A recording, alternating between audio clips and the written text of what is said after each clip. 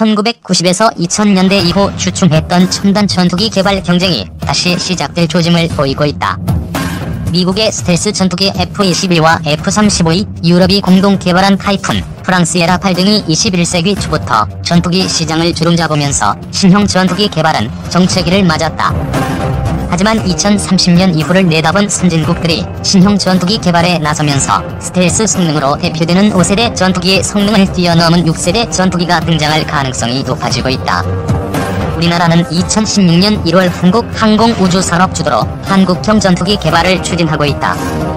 2021년까지 시제기 6대를 만들어 비행시험을 실시해 2026년에 개발을 완료하고 2032년까지 120대를 일선에 배치할 예정이다. 하지만 선진국들의 신형 전투기 개발이 본격화되면 세계 전투기 시장에서 KF-X가 경쟁력을 가질 수 있는지에 대해서 회의적인 전망이 나오고 있다. 영국의 6세대 전투기 템페스트, 강력한 스텔스 성능과 무인기 운용 능력 등을 갖출 예정이다. BAE 시스템스 제공. 전투기 개발하자 선진국 간합종연횡 시작.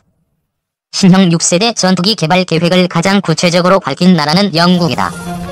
케빈 윌리엄슨 영국 국방부 장관은 16일 개막한 판버러 국제여쇼 행사 기자회견에서 영국은 1세기에 걸쳐 전투기 분야에서 세계의 리더였으며 앞으로도 그런 지위를 유지할 것이라며 4세대 전투기 템페스트를 개발할 것이라고 밝혔다.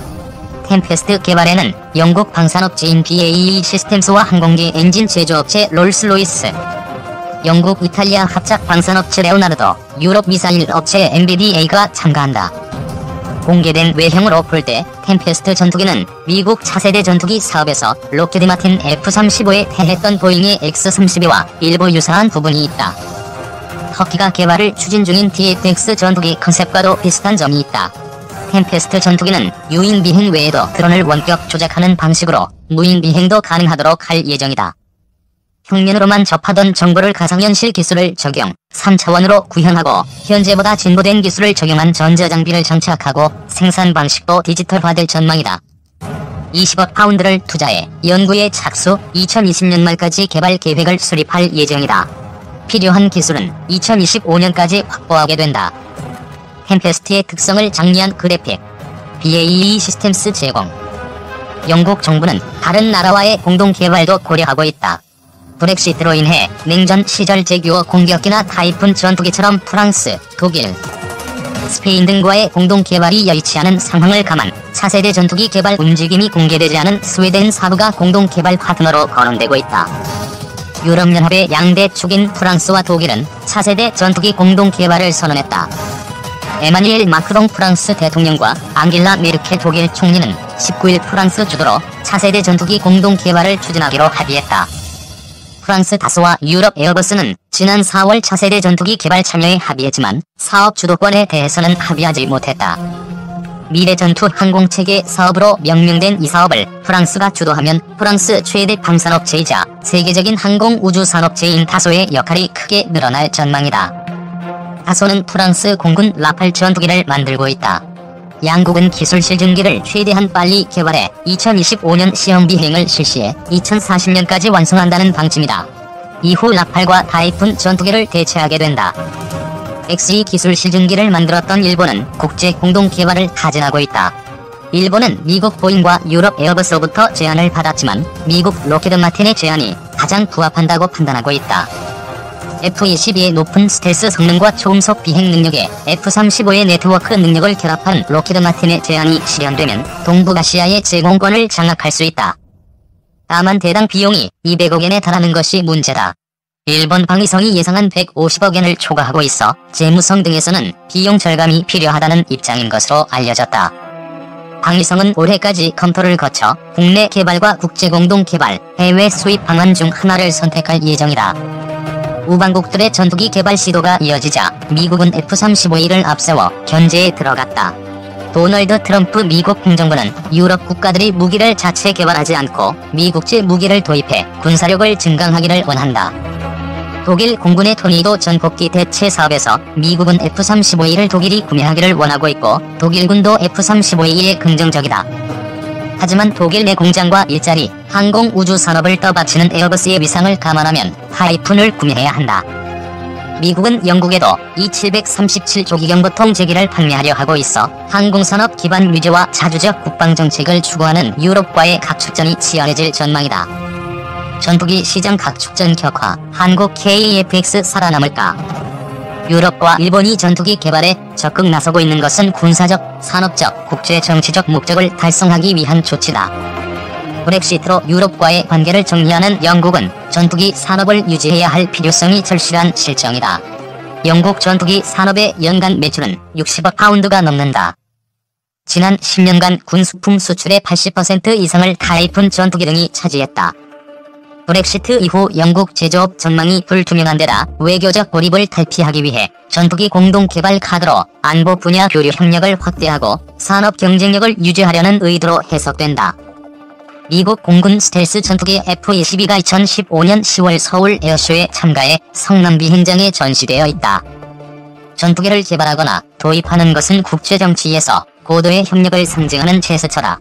프랑스와 독일이 전투기 공동 개발에 합의한 것은 브렉시트로 흔들릴 수 있는 유럽연합의 결속을 다지는 효과가 있다.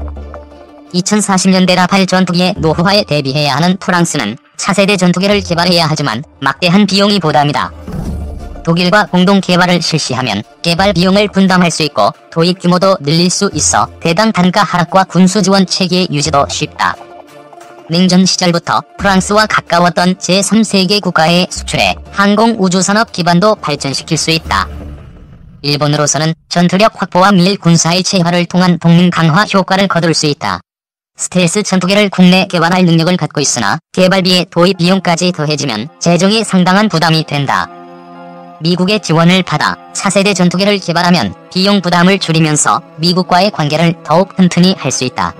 다만 일감이 사라진 일본 항공산업계 연구개발 기반이 무너질 우려가 있다. 우리나라는 2016년부터 한국형 전투기 개발을 진행하고 있다. 핵심 장비인 다기능 이상 배열 레이더, 임무 컴퓨터, 전자광학 표적 추적 장비 등 90여 품목을 국산화해 가격 기준 국산화율 65%를 목표로 개발을 추진할 예정이다.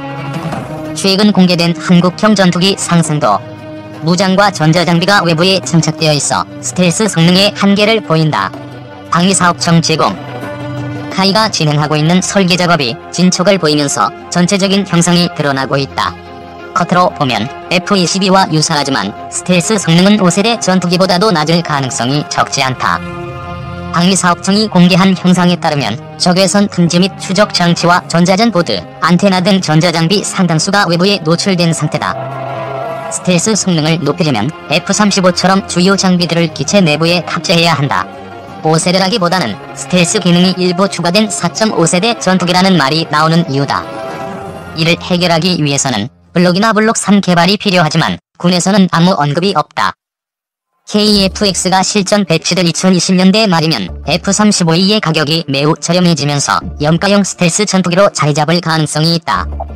도널드 트럼프 미국 행정부가 동맹국들의 무기 개발 시도를 억제하기 위해 F-35를 비롯한 첨단 무기 판매를 늘리는 상황에서 F-35E보다 성능이 떨어지는 KF-X가 시장의 호응을 얻기는 어렵다.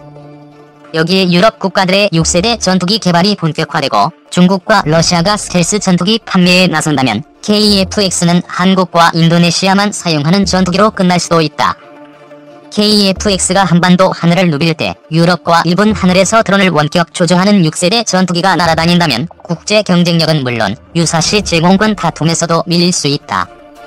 선진국에 비해 부족한 기술과 예산 사정을 감안 스텔스 성능을 높일 수 있는 KF-X 블록2와 블록 3 개발 계획을 지금부터 세워야 하는 이유이기도 하다.